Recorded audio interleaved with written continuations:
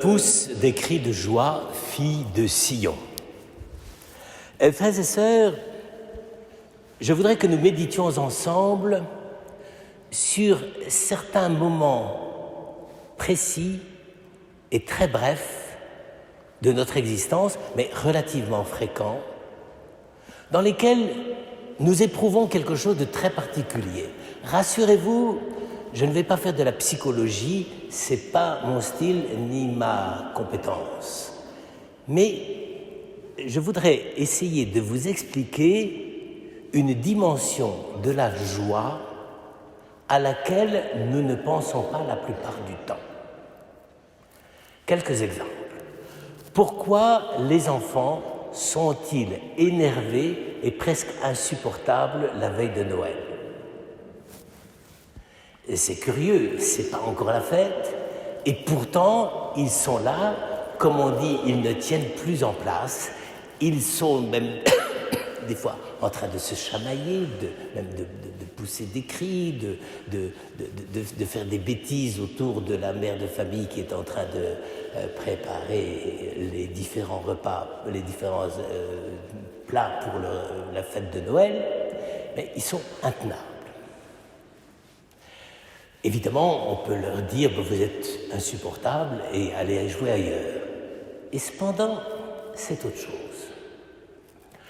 Pourquoi les supporters, c'est un tout autre registre, pourquoi les supporters d'une équipe de foot poussent des hurlements pendant tout le match, à tel point qu'à certains moments, ça devient vraiment un peu pathologique, n'est-ce pas ? Et que même pratiquement ça devient à certains moments nuisible et qu'il faut faire intervenir absolument les forces de l'ordre pour essayer de calmer le jeu. On n'en sait rien, c'est pas encore, on a gagné évidemment, puisque le match n'est pas terminé.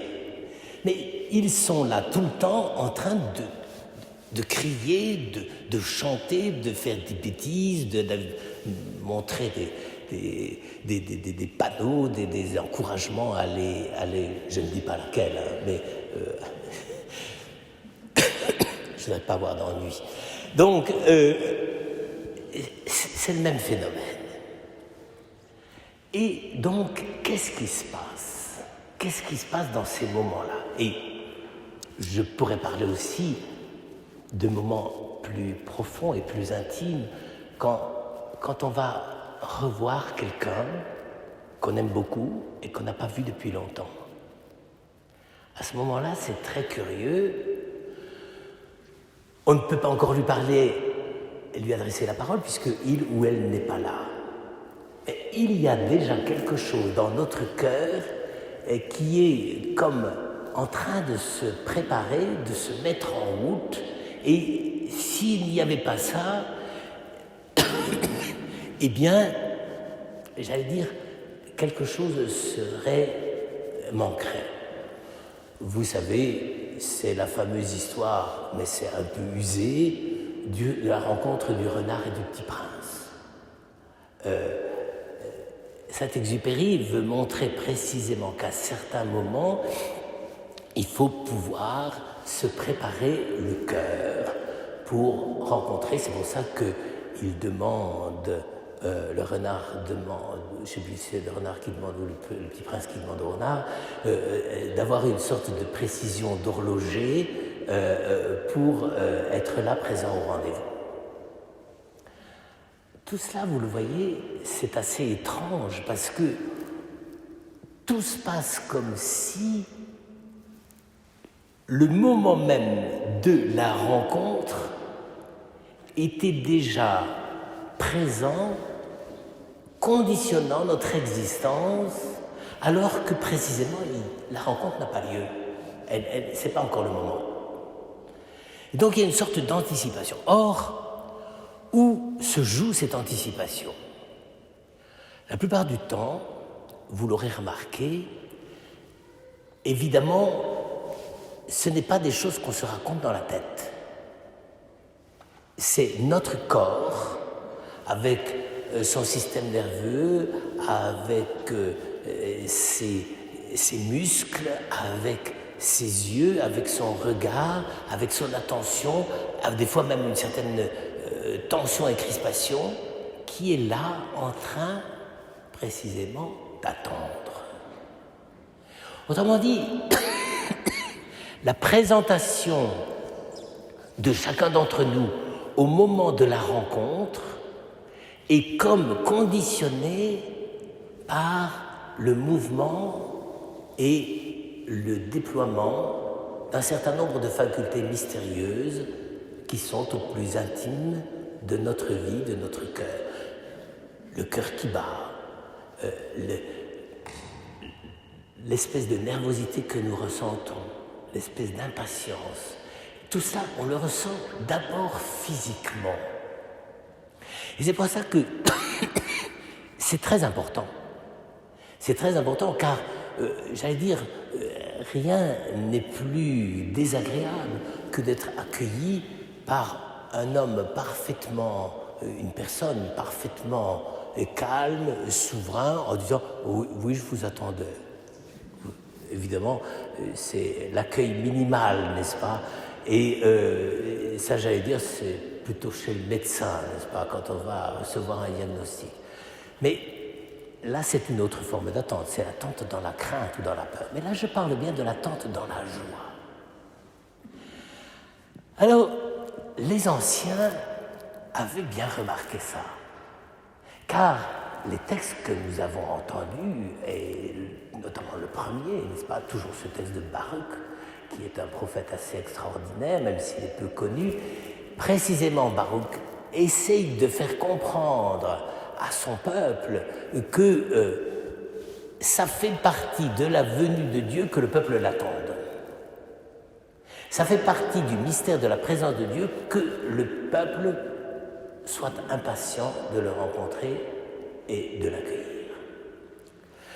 Autrement dit, le mouvement même par lequel nous essayons de préparer notre joie, il est enraciné dans quelque chose qui, d'une certaine manière, est sans parole explicite, sans discussion. On n'essaye pas de se figurer ce qui va arriver, on l'attend. Et précisément, on l'attend dans une sorte de, d'impossibilité d'imaginer ce qui va arriver. Et c'est pour ça que je pense que la Bible a repris très souvent ce thème de la joie. Le thème de la joie, c'est pas simplement taper des mains précisément comme les supporters dans le stade, mais plus profondément, c'est tout à coup laisser aller en vous-même une sorte de mouvement d'attente, d'élan vers ce qui va arriver, qui est très antérieur à la parole. Eh bien, pour les premiers chrétiens, qui avaient quand même un certain mal à essayer de s'imaginer quelle avait été la fonction et le rôle de Jean-Baptiste, et aussi quel était le rôle des prophètes, car tout ça fait partie de l'attente. Eh bien, c'est précisément ces moments-là qui leur ont servi, si je puis dire, de repère et d'inspiration. Et si on n'a pas cette capacité d'attendre avec, si je puis dire, ce qu'il y a de plus profond dans notre être et dans notre chair, à ce moment-là, on ne saura pas accueillir. Et donc, il faut qu'il y ait ces moments presque... On ne peut pas les décrire, précisément, on n'y pense pas d'ailleurs, c'est pas ça qu'on cherche. Ne demandez pas à un supporter d'une équipe de foot de décrire ses émotions dans un stade, ça serait sans doute assez décevant. Mais c'est quand même bien ça qui est en jeu.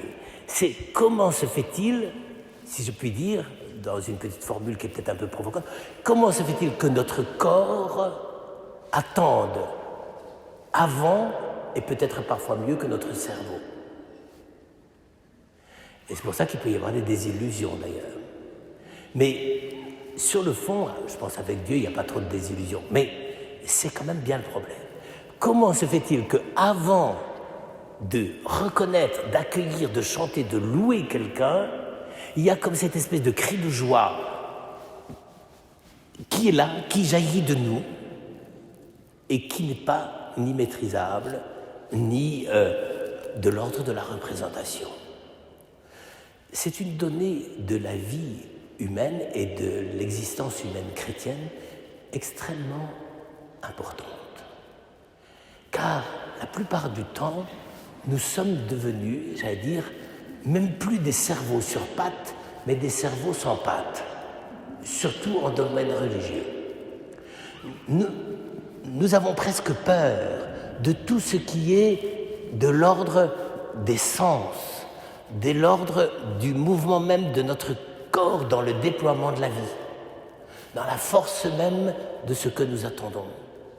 À ce moment-là, nous sommes devenus un peu, j'allais dire, comme des textes, comme des partitions toutes faites, comme des programmes tout étudiés. Et surtout aujourd'hui où nous sommes tellement attentifs à tout cela, eh bien, nous finissons par croire qu'il n'y a plus que la parole. Or, précisément, c'est ce que les premiers chrétiens, quand ils ont voulu décrire Jean-Baptiste, ils ont voulu dire que Jean-Baptiste était celui qui était la voix avant la parole. Et là, évidemment, on touche au registre le plus fin, le plus délicat et le plus profond de notre existence. Savoir que dans un souffle, parfois dans un cri, ou même simplement dans un soupir, se dit déjà, en tout cas, le préalable nécessaire à la parole, qui pourra être simplement de dire le nom de celui ou de celle qu'on attend. Et ça, c'est quand même extraordinaire.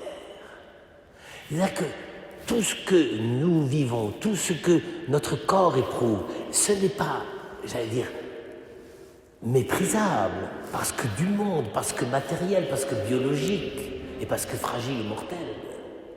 Au contraire, la mortalité, la fragilité de notre corps nous dit peut-être encore mieux que notre voix et nos idées ce que nous attendons et comment nous l'attendons.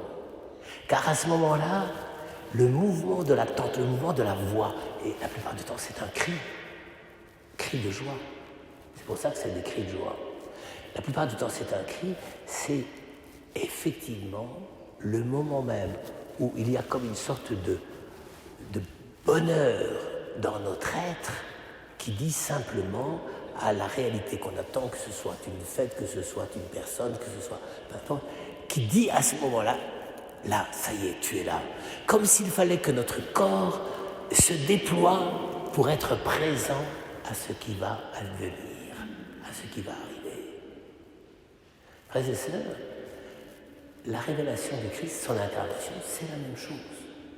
Et c'est pour ça qu'on a reconnu le rôle de Jean-Baptiste. Qu'est-ce qu'il dit Jean-Baptiste dans la prédication que nous avons entendue tout à l'heure? Des choses très très banales, que les soldats ne commettent pas d'exactions, que les percepteurs n'augmentent pas la feuille d'impôt, que les gens partagent avec les plus démunis. Tout ça, d'une certaine façon, c'est de la bonne morale pour tout le monde. Mais non, c'est les premiers soubresauts de notre être pour accueillir Dieu. Bien, frères et sœurs, il faudrait aussi que, quand nous nous préparons à Noël, nous ayons exactement cette même réaction. Que nous sachions que notre corps n'est pas en dehors de notre attente spirituelle, ou à côté ou en dessous, mais qu'il est au cœur même, il est le porteur, comme la voix porte la parole. Eh bien, frères et sœurs, c'est pas parce que nous avons reçu la parole de Dieu que nous devons perdre la voix. Au contraire, il faut que nous sachions exercer notre voix pour qu'au moment même où elle accueille la présence de Dieu, elle la dise avec toute la profondeur et le bonheur tel que Dieu veut nous les donner.